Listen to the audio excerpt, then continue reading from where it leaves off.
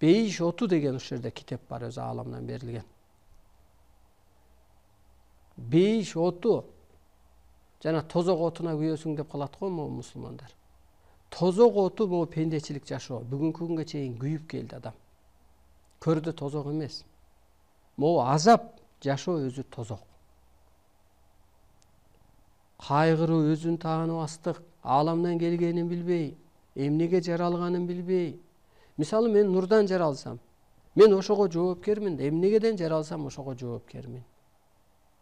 Өткөн эфирде айтып өттүк го, темир эмне кыла алат? Отун жаралат.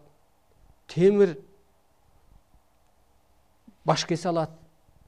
Темир өзүнүн балта болобу, балка болобу, барскан болобу, кылыч болобу бир кызмат кылат да, кесет, кыят дегендей. Ал байлабайт мисалга. Ал жип эмес. Анысы кандай, биз дагы ошол ааламдан, нурдан жаралып келгендиктен, чындыктан жаралып келгендиктен биз ошондой кызмат кылышыбыз керек деп айттык эле. Мына ошол сыяктуу азыр кыргыз адамзатты бейишке алып өтүш керек. Бейиш оту эми башталат. Мына табият бейишке айланды. Табият бейишке айланса, көкүрөгүңдө бир энергия пайда болуп атат. Көкүрөгүңдө бир тынчтык пайда болуп атат. Ошол бейишке өтүш үчүн азыркы тозоктон, көрүнө тозоктон көрүнө бейишке өтүш үчүн эмне кылыш керек дегенде, улагасы бар бейиштин. Бул табият менен гармонияда болуу. Бейиштин төрү бар.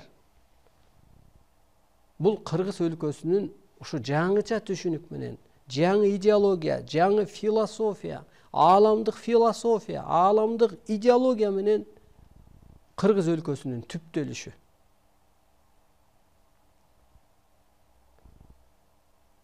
Бейиштин китеби бар. Бул улуу чындык китеби.